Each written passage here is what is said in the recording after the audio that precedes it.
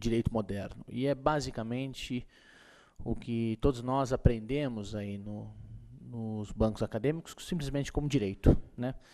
Mas a questão do direito, o que traz o direito nessa composição moderna, é precisamente um apanhado de elementos e fatores, tanto teóricos quanto históricos e materiais, por consequência, que denotam, que na verdade constroem essa relação direta do direito a partir ao direito moderno e a apresentação dele como um direito, né, como algo atemporal, anacrônico até, inclusive, e que simplesmente ele se apresenta, e a ideia que nos é passado desde o primeiro dia de faculdade é que o direito é algo que não muda.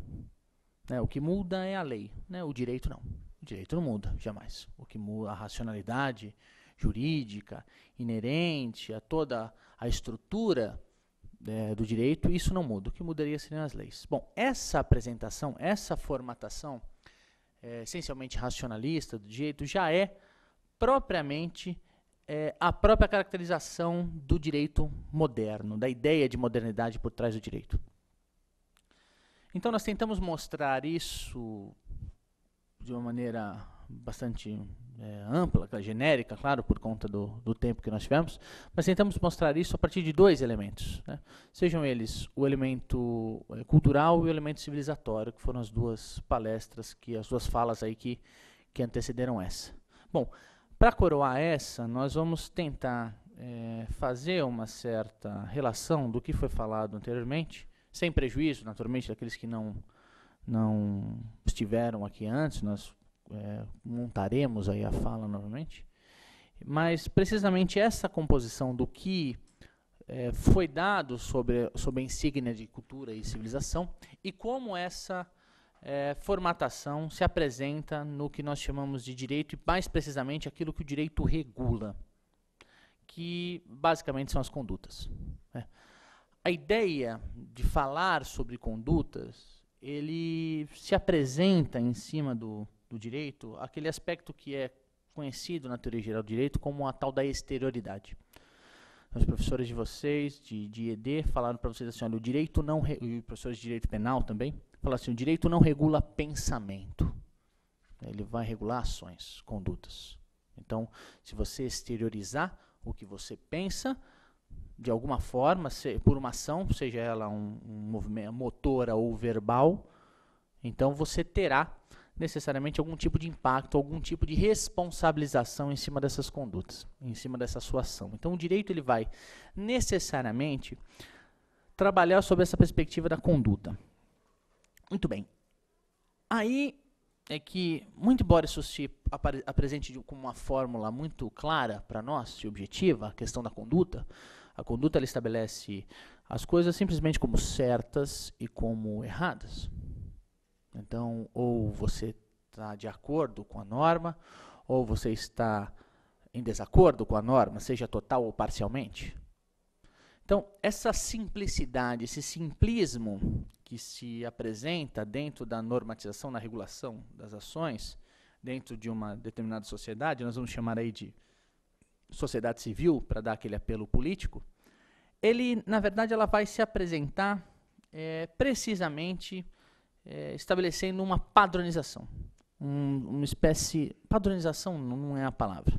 A palavra correta seria uma normalização, né, da palavra norma. Ou seja, ela vai trabalhar a questão do normal. A norma, ela apresenta para nós o que é normal. Ela se apresenta, ela se pretende como normal. Bom, isso naturalmente tem impactos sobre a questão do que nós podemos chamar de normal ou não, e nós começamos a perceber que se nós pararmos para pensar um pouco acerca dessa ideia do normal, do que é o não normal, e aí como não normal nós podemos chamar tanto de anormal como patológico ou algo nesse meio, nós percebemos que quando eu normalizo algo e estabeleço algo como um padrão, eu retiro, e essa é a grande esse é o grande trunfo do direito moderno, eu retiro do sujeito a possibilidade dele escolher o que ele vai dizer que é normal. Né? A normalização dele está, então, ela é exógena, digamos assim, ela vai para fora da norma. Bom, então, se pararmos para pensar sobre essa ideia do normal, ela vai tentar, precisamente, trabalhar com uma espécie de previsibilidade. A ideia da normalização é um controle. Como assim um controle? Nós temos uma ideia de controle, aliás, é uma ideia de controle que perturba todo o direito e que o Datena se faz como um dos porta-vozes aí, é a ideia do poder coercitivo do direito. Nós damos um crédito, eu já devo ter dito isso na fala anterior, mas nós damos um crédito monstruoso sobre essa perspectiva do poder coercitivo do direito, o princípio coercitivo do direito. Nós damos um crédito monstruoso acerca da força, o papel da força como controlador. Como assim? Nós tentamos apresentar dentro da ideia do direito, ou nos é apresentado dentro da ideia do direito, uma estrutura de escolha. Né? A ideia da modernidade por trás, ela está presente aí nessa escolha. Se nós pararmos para pensar sobre a ideia de modernidade para os filósofos, ela está intimamente associada a um tal de um racionalismo. Vocês já devem ter ouvido falar algo do tipo uma autonomia, ou liberdade individual, coisas assim, elas são próprias, são construídas dentro do berço da filosofia moderna. Nesse contexto, o que a filosofia moderna faz? Ela afasta a normatização externa, ou seja, aquela normatização por uma divindade, um Deus, aquela pode ser até uma legitimidade cristã a partir daí, e preenche esse vazio com uma espécie de racionalidade uniforme, que não é chamada de uniforme, ela é chamada de racionalidade universal. Então, alguns autores, e eu não vou fazer a cartilha, né, eu vou só citando algumas ideias, alguns autores eles vão falar precisamente de que todos nós pensamos, somos livres para pensar, mas que no fundo, lá dentro, todos nós pensamos da mesma forma. Então, o conteúdo ele vai ser submetido a uma forma de pensar, a uma forma de racionalidade que, no fim das contas, mais do que ser livres, nós somos iguais. E nós pensamos da mesma forma. Mesmo aqueles que não pensam da mesma forma que nós, queriam pensar como nós. Tem uma frase famosa na introdução à fundamentação da metafísica dos costumes do Kant, em que ele fala, até o pior dos facínoras gostaria de agir conforme a moral universal. Então, essa ideia da vontade de agir racionalmente, isso dentro da filosofia moderna, isso vai nos consumindo, isso preenche aquele vazio que a ausência de um Deus fundante genérico, geral e único, ela se afasta. Ela vai se afastando, então a racionalidade ela vai tentando preencher esse espaço. E ao preencher esse espaço, ela vai nos dando novos mecanismos e novas ferramentas para pensar sobre essa autonomia e sobre essa liberdade. Antes nós tínhamos, né, alguém pode objetar, e com razão, falar assim, olha, mas e a ideia do livre-arbítrio? Não é? A fórmula do livre-arbítrio e a fórmula da autonomia racional, que é o imperativo categórico do Kant, é precisamente a mesma. Você sempre terá dois caminhos, o certo e o errado. Você valora as condutas. Aí você fala, olha, eu tenho sempre o certo e sempre o errado. Você pode escolher o que você quiser. Agora, se você quiser ser um sujeito moralmente correto, ou se você quer ser um sujeito que vai para o céu, você necessariamente tem que escolher um dos lados. Então não é meramente uma decisão. Por isso que o Kant não fala exclusivamente numa decisão. Porque a decisão é meramente uma escolha. Né? De Tinder. Eu vou lá e corto e falo, decido, eu quero a bola azul ou a bola vermelha, eu pego a bola vermelha, pronto. Não há nenhuma valoração em cima disso, há uma mera escolha. Agora, quando não só eu tenho a escolha por trás, mas por trás dessa escolha eu preciso escolher a escolha certa, eu não estou mais falando de uma mera decisão. Eu estou falando de um juízo.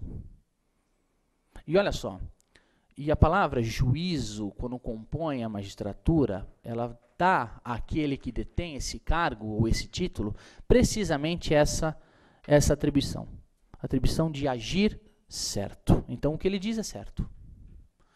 Então, a partir do momento em que eu tenho um certo dogmatismo cristão dominante, e aí vinculado, né, a uma teologia, ou seja, eu tenho uma legitimidade ainda religiosa por trás, fica muito difícil argumentar a possibilidade de um afastamento ou uma aproximação desses valores, precisamente porque esses valores vieram de um ser que é onipotente, onisciente, onipresente, ou seja, nenhum de nós tem qualquer possibilidade de ganhar de um sujeito desse. Obrigado. Agora, a partir do momento em que a figura de Deus ela se afasta do cenário público, do cenário político, e se reduz ali à esfera privada. Quando ela se afasta nesse princípio, o que eu tenho? Eu tenho precisamente a necessidade de um preenchimento dessa legitimidade vacante por uma outra coisa. E aí é que entra a razão. Mas a razão não pode entrar exclusivamente como uma estrutura decisória apenas. Ela tem que preencher aquele estado de dizer o que é certo e o que é errado. E aí, então, o moralismo, com toda aquela tradição cristã que nós conhecemos, ele acaba compondo a estrutura do direito. E aí, olha só. Eu falo, mas Jonathan, você não ia falar de conduta? Até agora você falou de pensar, mas você não falou de conduta. Mas é aí que está. A grande chave do direito moderno é que ele acredita que você deve pensar antes de agir. E aí, quando ele pensa antes de agir, quando ele faz com que você pense antes de agir, ele lhe dá a escolha de agir conforme a norma ou de agir conforme, em desconformidade com a norma. Mas essa deliberação seria, dentro da seara do direito moderno, seria uma deliberação, seria uma escolha. Então, o sujeito escolhe, como que escolhe economicamente, como quem escolhe um produto no supermercado, se ele vai agir em acordo com a lei ou em desacordo com a lei. E aí, então, como é que eu soluciono esse problema? Se eu não tenho mais a ideia de céu e inferno norteando a estrutura normativa, eu preciso resolver isso de alguma forma. E é aí que entra o tal do poder coercitivo. Alguém fala, olha, se o sujeito moderno pensa antes de agir, basta que eu pese em um dos lados para que ele haja do outro. É a tal da racionalidade instrumental. Então, se eu deixo uma pena muito violenta, muito forte, muito agressiva de um lado, do outro lado, então ele vai escolher, né, ele vai achar que ele é livre para escolher, mas ele está escolhendo forçadamente o outro lado porque é o lado mais vantajoso, ou menos, ou em menor desvantagem. Então, e é isso que todos nós, em algum momento da nossa faculdade de Direito, nós aprendemos. Nós aprendemos que o direito é algo pensado e que, ao pensar, ele estrutura uma possibilidade para o sujeito que está submetido a ele de dizer, olha, eu vou escolher qual lado das normas eu vou seguir. Então, a ideia que permeia, a princípio, o direito moderno, a origem do direito moderno sobre a conduta, é tentar controlar, tentar achar uma forma de controle dentro da própria normatização.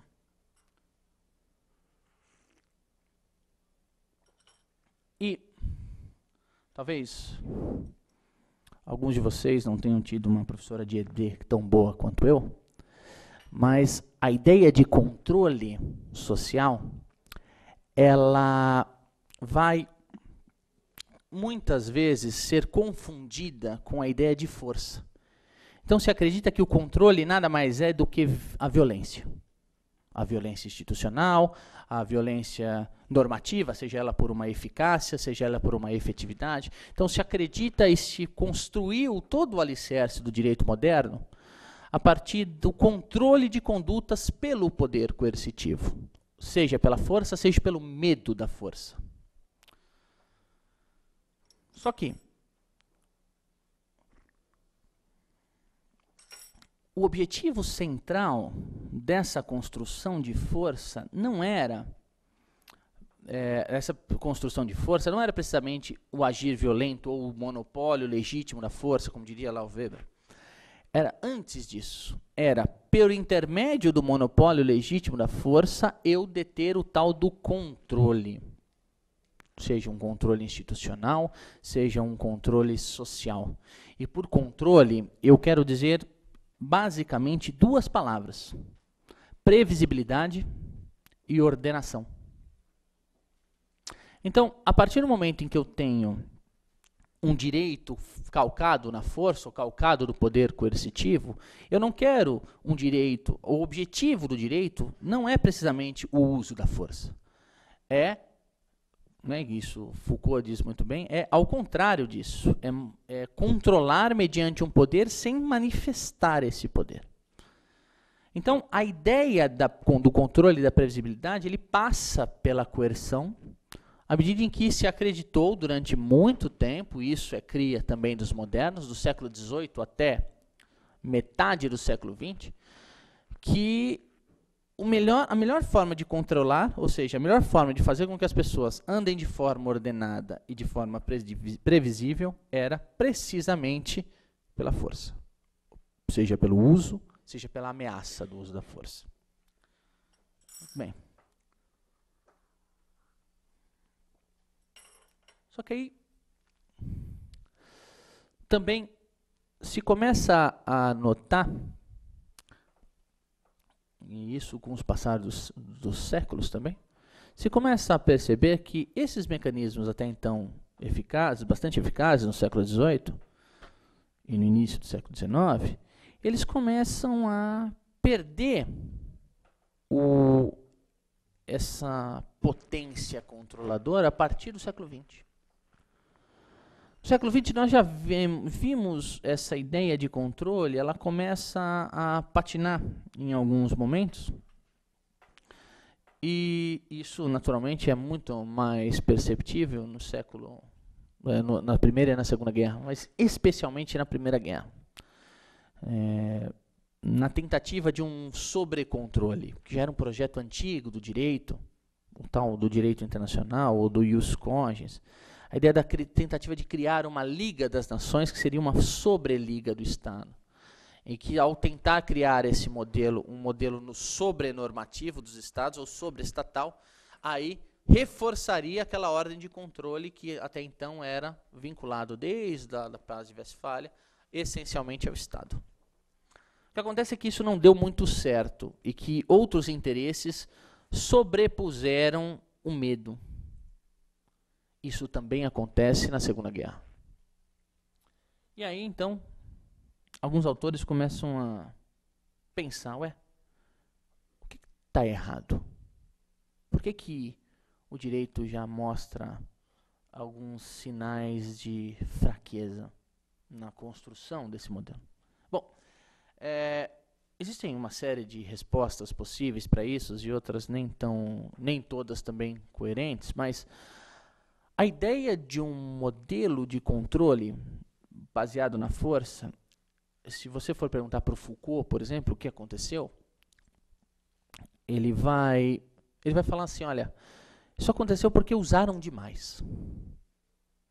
Usaram demais a força, usaram demais a ameaça, né? E aí nós tivemos para terminar com todo esse modelo de força e ameaça, nós tivemos uma Guerra Fria durante muito tempo, em que ameaça o controle, ameaça o controle, ameaça o controle, a espionagem, a tentativa de prever espaços, estratégias, isso e aquilo, tudo isso ele paira sobre a ideia, a cultura do medo, isso paira sobre o mundo, de uma forma geral. Isso, somado a essas duas grandes, isso desgasta, esgarça o conceito de força. Tanto no Ocidente, como principalmente no Oriente.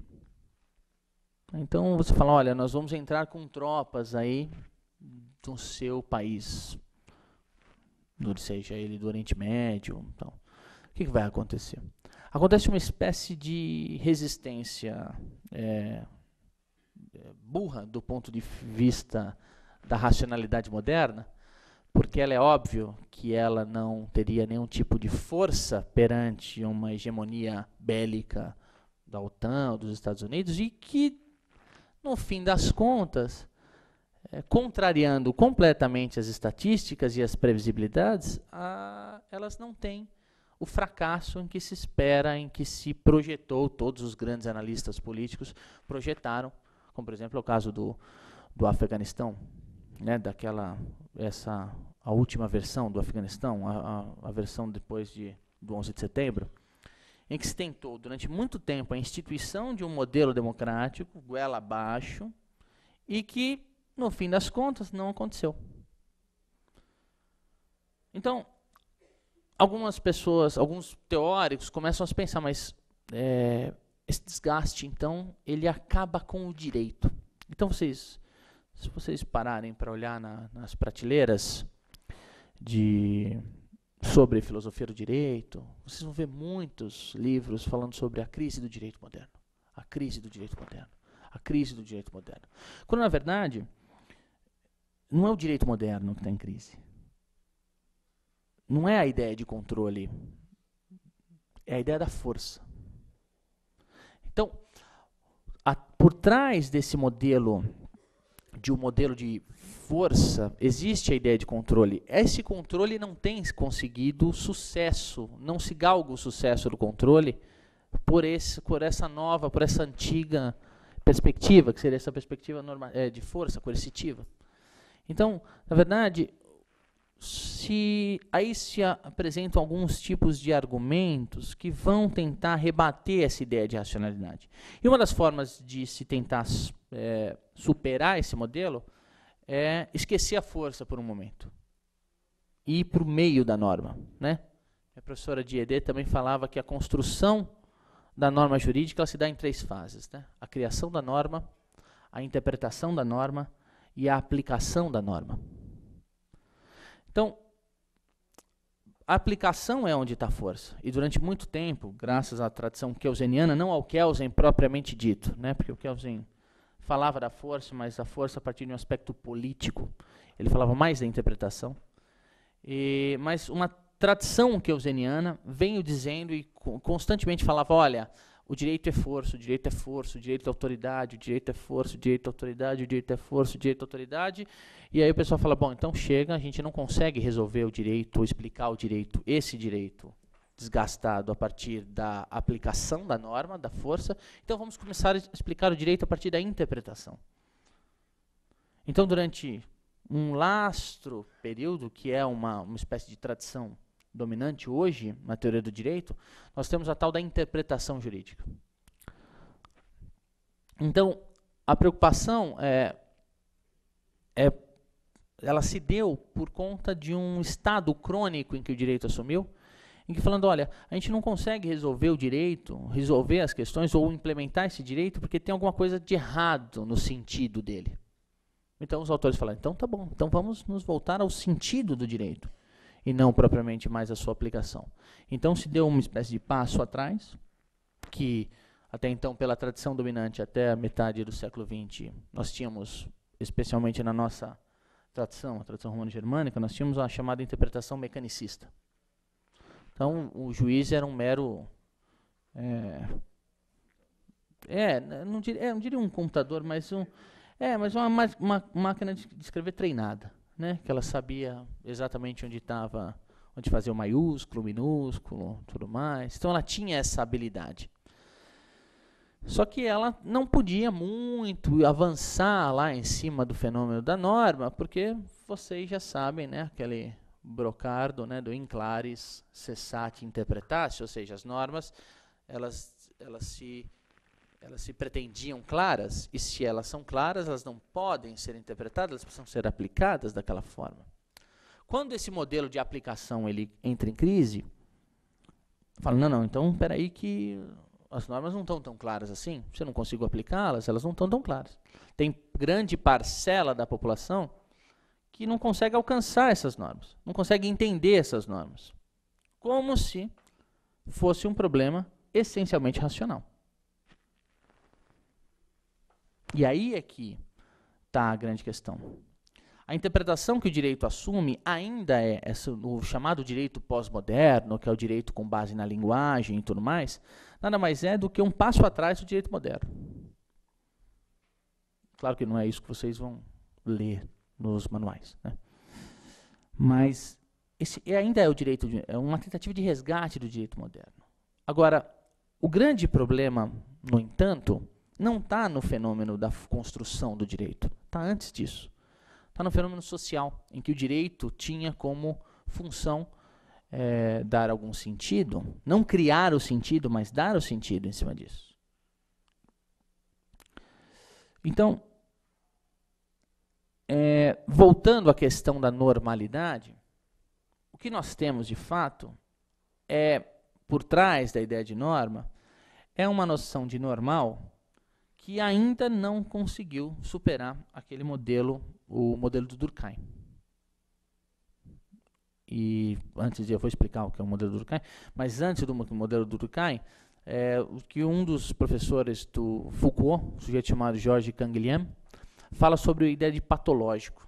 Porque, olha só, nesse exato momento, todos nós, todos vocês, eu, todos nós aqui, estamos, por estarmos imóveis, estamos obedecendo a um número violento, se não dizer todas, mas um número violento de normas jurídicas. Nós não estamos roubando, não estamos matando e não estamos portando objetos entorpecentes, né, pelo menos não visivelmente. Agora, nesse momento, quando eu apresento esse modelo para vocês, eu tenho uma ideia de normalidade. Então, todos vocês, olhando para mim, nesse exato momento, vocês estão se portando normalmente. Agora, se um de vocês resolve ir ao toalete, se levantar, ir ao toalete de ponta cabeça, plantando bananeira. Bom, isso já não é um comportamento dito normal. Não para a norma jurídica não vai se preocupar muito com isso, mas não é um comportamento dito normal. Mas eu não posso dizer que esse comportamento ele é um comportamento anormal. Porque, olha só, por trás de qualquer tipo de comportamento que nós temos, ele tem por trás uma espécie de código social de um determinado grupo social em que nós pertencemos. Aquela ilusão de que nós pertencemos a uma espécie de sociedade política ou sociedade civil única, hegemônica, em que chamam, por exemplo, de Brasil. Somos todos brasileiros? Sim, somos todos brasileiros, mas pensamos, agimos e temos valores completamente diferentes uns dos outros aqui presentes. Nesse espaço, em que é um espaço relativamente pasteurizado, porque todos nós temos alguma inserção no mundo jurídico, como profissionais, sejam acadêmicos, advogados, juízes, promotores, estudantes, mas temos alguma inserção no universo jurídico. Então tem uma certa uniformização e ainda assim, dentro disso, cada um de nós pertence a outros grupos sociais que não o grupo, digamos aí, o grupo social do direito. Então, muitas das vezes, a estrutura de agir normalmente, ela entre os grupos sociais, ela pode ser conflitante, mesmo que esses grupos pertençam a uma certa sociedade política. Regular, prever e coibir todos os tipos de condutas nesse sentido é impossível. Então, o que resta? O que resta ao direito é estabelecer uma espécie de conduta social geral em que vai tentar ser adequada ou adaptada dentro de cada uma dos grupos sociais, mas dentro de um determinado meio material, seja um território, uma jurisdição, alguma coisa assim. O fato é que esse muito embora isso seja o discurso que vislumbra o direito, essa mediação, essa relação entre uma coisa e outra, isso é raramente aplicável. Isso raramente é concebido. Eu não consigo perceber isso de uma maneira fática. Sempre de uma maneira teórica.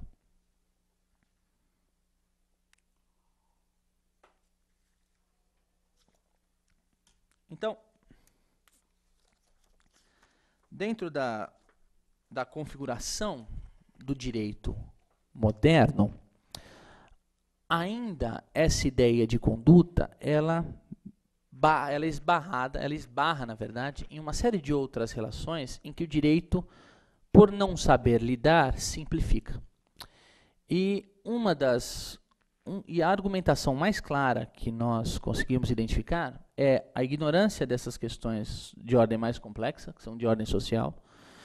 Por exemplo, né, existem outras questões aí por meio, mas uma das questões de uma facilidade de identificação é a questão social. Mas, além dessa questão social, eu tenho o mascaramento da possibilidade de escolha.